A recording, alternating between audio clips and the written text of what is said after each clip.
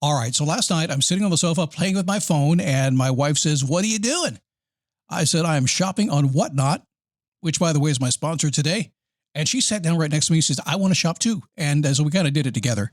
Whatnot is live shopping, and it's a bunch of fun. Whatnot is not just buying, by the way. It's selling too, where sellers really shine and find their people. And the chat is fun too. We found that out together. Whatnot is the largest dedicated live shopping platform, whether it's beauty, collectibles, electronics, luxury, fashion, even cookies. Sellers are building real, thriving businesses. And I have to tell you, I was buying, but at the same time, I'm thinking, I want to be selling. It looked like a lot of fun. Plus, there's money. Anyone can sell, by the way, whether your business is big or small or yet to exist. You can make some real money. As a seller, here's what you do. You just go live. You show off your products in real time, and you make real money in real time from buyers because they get to know you. They get to like you. They get to trust you. And you know, across Whatnot, the number of sellers earning over $1 million a year has doubled. I think we were shopping probably and chatting for about an hour, which I hear is the average on Whatnot.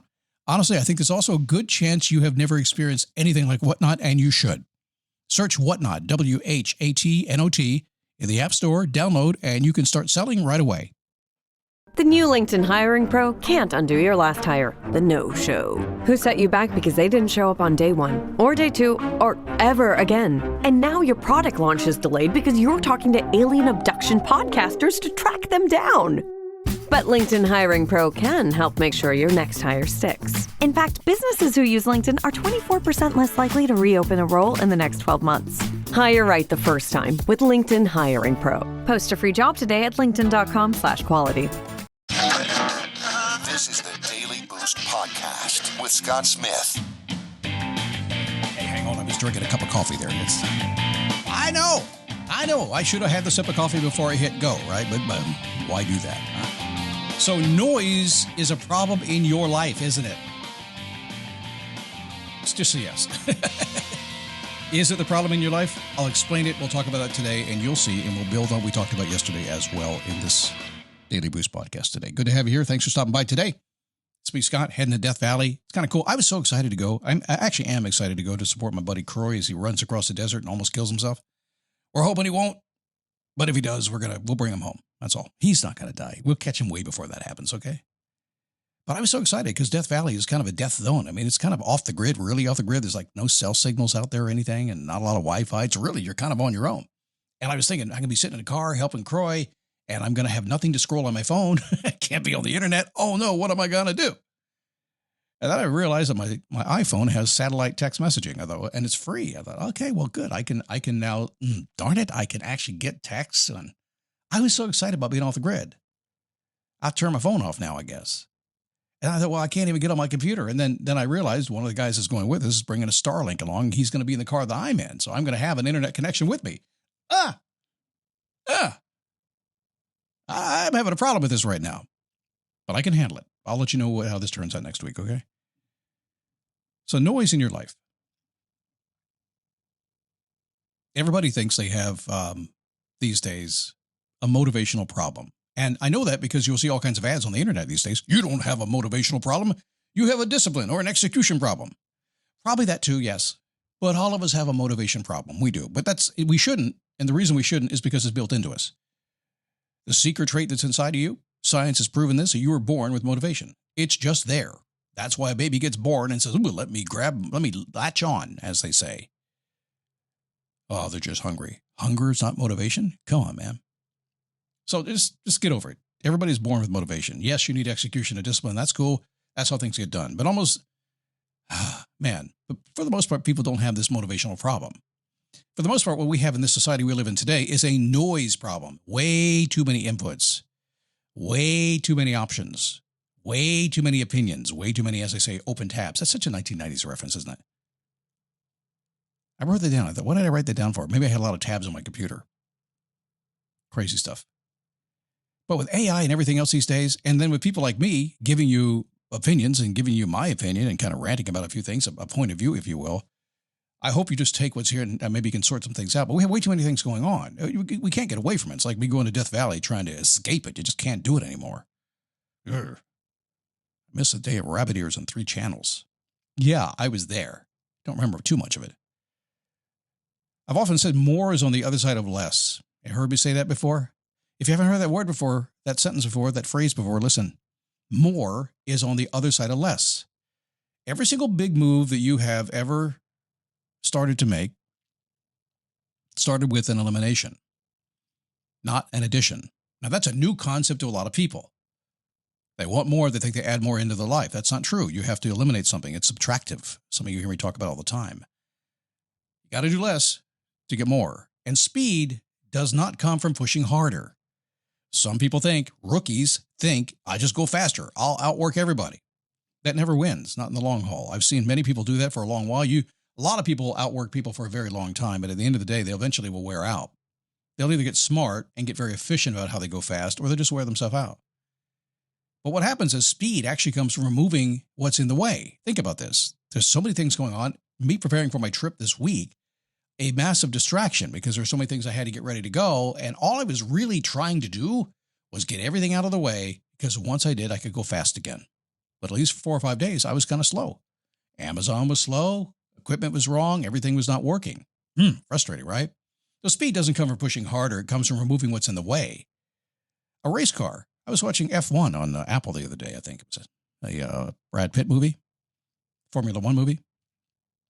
A race car doesn't go fast on the engine alone. It's fast because they stripped kind of everything out that doesn't make it go. That's it. They get milliseconds on the track by doing that.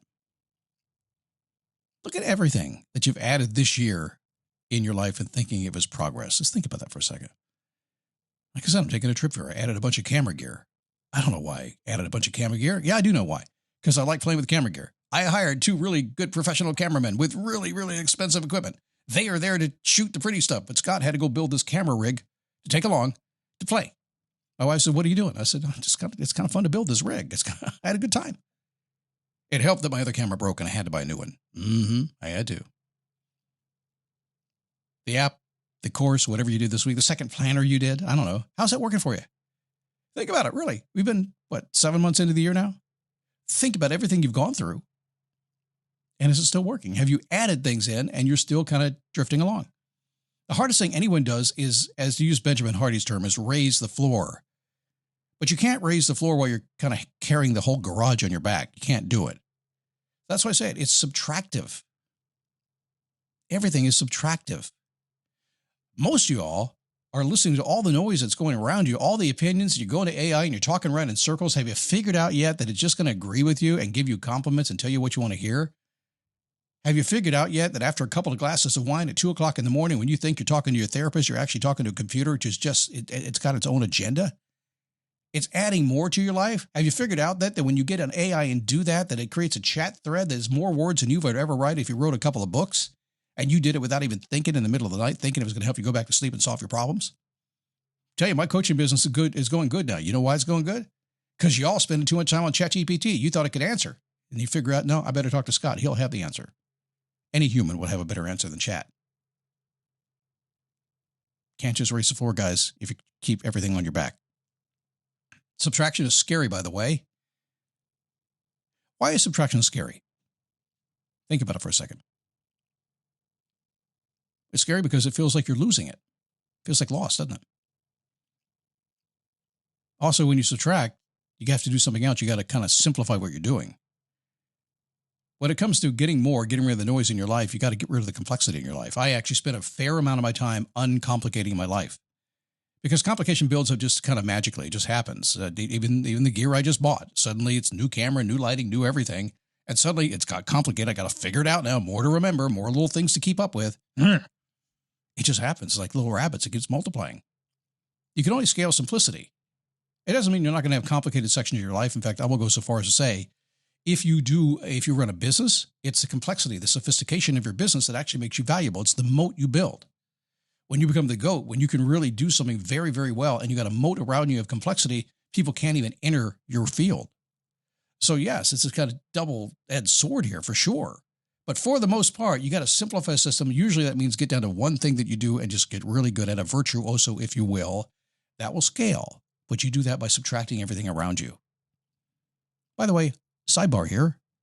If you got friends that don't think this way, you got to subtract them too. You don't have to get rid of them out of your life, but you got to let them stop influencing you, because they're going to do things. If they want to party all weekend long and you're like, man, but I need to write my book or work on something else, you need to those friends need to hang out with each other and not with you.